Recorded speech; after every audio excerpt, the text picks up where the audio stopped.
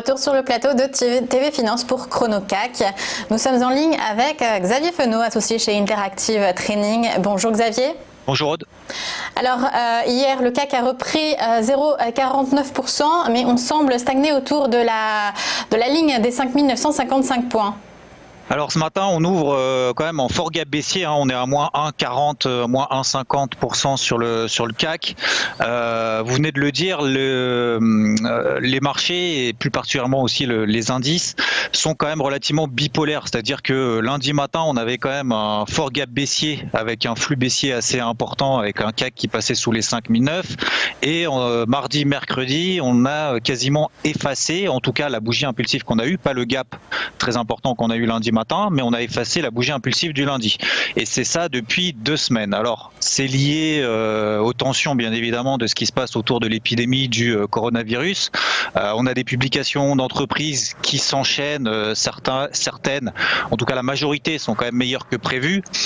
D'autres, lorsque on va dire que le consensus n'est pas très surprenant positivement, et derrière, ça donne notamment Facebook, par exemple, hier soir, qui était à moins 6% après la clôture des marchés américains.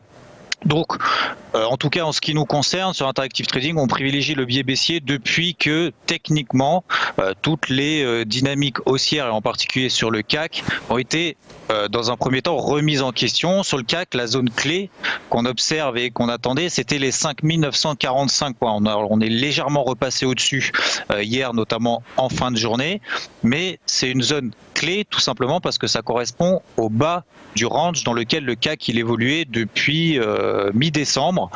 Donc tant qu'on reste là en dessous, ça correspond également à la borne basse d'un canal ascendant qu'on peut tracer depuis le début du mois d'octobre, de septembre. Donc c'est quand même une tendance haussière qui est en train d'être remise en question. Et comme je l'ai dit en préambule, c'est vrai qu'on reste quand même dans des marchés relativement bipolaires, donc il faudra quand même ne pas, on va dire, crier victoire trop tôt, entre guillemets, en tout cas pour nos positions vendeuses, parce que on a cette zone des 5880, 5870 points qui correspond tout simplement au plus bas de la semaine. Donc on est en train de les tester actuellement. Pour le moment, on a eu un gap baissier, ok. On est en train de faire, alors ça fait que 5 minutes, mais on est en train de faire ce qu'on appelle un open égal plus haut pour le moment. On arrive sur une zone d'ancrage clé, que ce soit d'ailleurs sur le CAC, que ce soit sur l'indice allemand DAX, les 13 200 qui correspond également au plus bas de la semaine. Donc on est en train de travailler cette zone-là. Attention, encore une fois, les marchés sont très réactifs par rapport à ce qui se passe notamment en Chine et par rapport aux multiples publications d'entreprises qu'on a. Notons également cet après-midi, on a quand même le PIB américain à 14h30, donc stat macro très très importante pour cette fin de semaine. On voit également on va dire ailleurs, le gold, donc l'or qui est en train de se reprendre un petit peu et qui est en train de travailler ses plus hauts de la semaine, ce qui est quand même relativement logique, hein. On a, on va dire, une aversion risque qui est en train de se mettre en place. On a le pétrole qui est sous pression liée, encore une fois, à ce qui se passe notamment en Chine.